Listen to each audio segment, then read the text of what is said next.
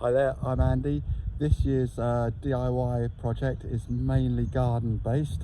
Already completed stage 1, which is rebuilding this bridge at the back here.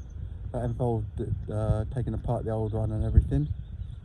The next problem to fix is rebuilding these planters where the oak is all rotted away. I've removed the wood from the side of the staircase and from this raised bed here.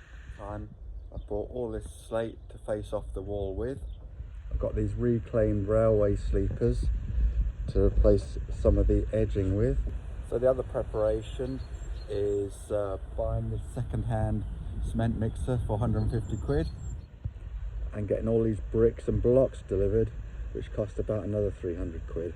In addition, I bought sand and cement, grout, tile adhesive, tile primer, and I bought these bricklaying tools here, and also I bought a mains 9-inch grinder and this dust extractor tool as well. So hopefully I'm set up to go now. First thing I've done is set out the blocks and also set out all the slate bricks to make sure that they fit where I want them to. Now I've got all the excitement of mixing up some mortar. It's got some mortar additive in there and that looks creamy enough to start with. Now after what seems like an eternity, I've managed to get a couple of courses of blocks in. Now the second half of yesterday got a lot more frustrating when I started trying to lay the actual expensive slate blocks. I made the mortar up and tried to make a small quantity, and I made it way too runny, like runny porridge, so the weight of the blocks squeezed all the mortar out the sides, made a right mess. Anyway, I managed to recover and quit while I was ahead, so try and make a fresh start today. Now I've got the really hard bit of building this wall up the side of the steps, and that's also going to entail splitting some slate and also sawing it off at an angle. This block's got some fool's gold in it there, and it's way too thick, so I've scribed a line down here. I'm going to try and split it so that it becomes 6 centimeters thick rather than about 10. Ready for this bit of black magic?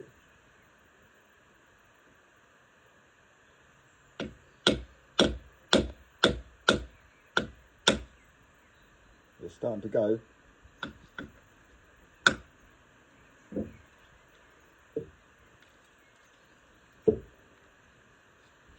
Nice, hey? Yesterday, Sunday, turned out to be a slow day of progress, trying to make the wall up the side of the steps here, but we've progressed today, and I've made a jig to try and make the diagonal cuts, and I've enlisted some help as well.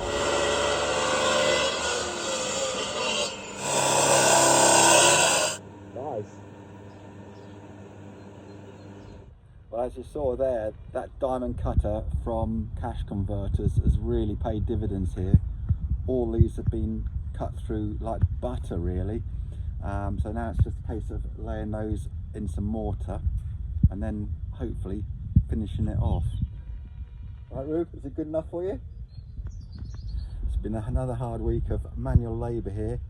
After loads of hassle, I managed to get this parapet wall built, but it nearly ended in disaster when I mixed up all the tile cement too weakly. All been dug out now, ready to put the blocks and everything in, and then do another graded staircase parapet wall on this side. Despite the heat wave, made some progress here. Got the steps finished. Also dug out this flower bed and rebuilt some of the wall. Good news is this garden is actually starting to look normal now. Look at that. Woo! Managed to get the coping stones on the wall there, which has worked out okay. But the most interesting thing is I bought these reclaimed railway sleepers. These really rough ones were only 5 quid. Using them to build these steps that go up to the shed that's up round the back there. So I've sawn them up with a chainsaw, and despite the fact that they look absolutely knackered and full of God knows what sort of creosote, once you saw them up, look at this. They're like solid mahogany. Amazing. And it's not at all rotten inside. It'd be really interesting to know where this was grown. I bet you can't even get timber like this anymore. Been in the ground as a railway sleeper from the Aberystwyth Railway for the last 130 years. Haha, it's me with a daily update on the garden. We've put all the soil in the new vegetable garden by the kitchen window here, and we've started work on the pond. We've decided to make it even bigger. Wow, it's been chucking it down with rain virtually non-stop today. I've got to get changed 3 times. First thing this morning, The pond was here, but we managed to smash that up, and that's gone. All the wood's there. There's the old pond liner. so let's hope it stops raining by tomorrow and I can crack on with building a new pond. Anyway, it's been another long day, so I'm going in for tea, and then tomorrow can start laying some more blocks and buy some more slate stone to build the pond up with. I've just been to Bragg the quarry this morning. I flipping love it up there.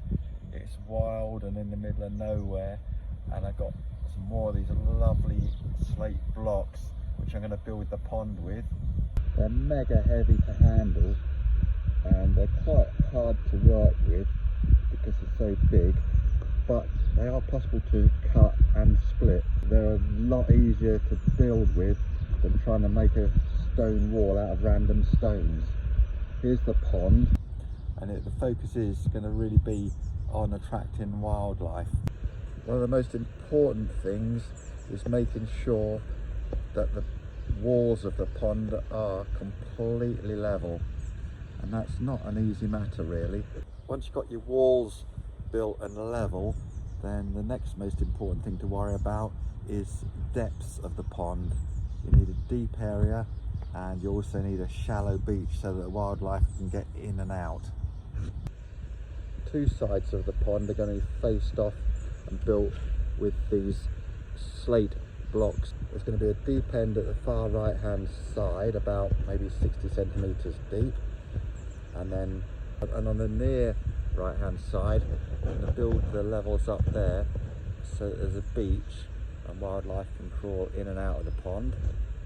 Fast forward another day and the pond walls are built, and we're ready to put the liner in now.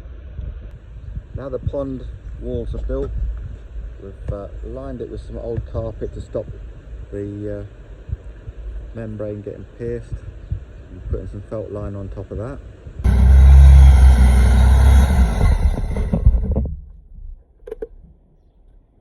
Good morning, it's another day on the garden. Bit of variety today. I spent all day yesterday digging out this flower bed here so that it's all levelled.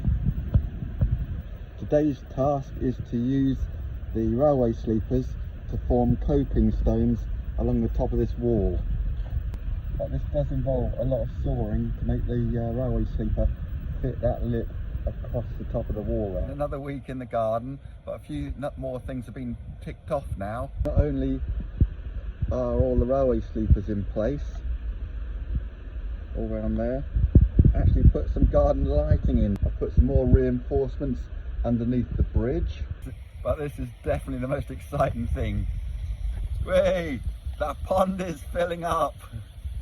And once the pond line is held in place by all the water, I can put the final course of bricks and slate around the top of it. Get the pond illuminated up. Latest garden update, hottest day of the year now, coming up to midday. I've got my tiling on the go at the moment. These big thick slate strips are getting stuck to the wall. Seems to be going alright so far, but I'm going to give it a break soon because I think it's going to get too warm.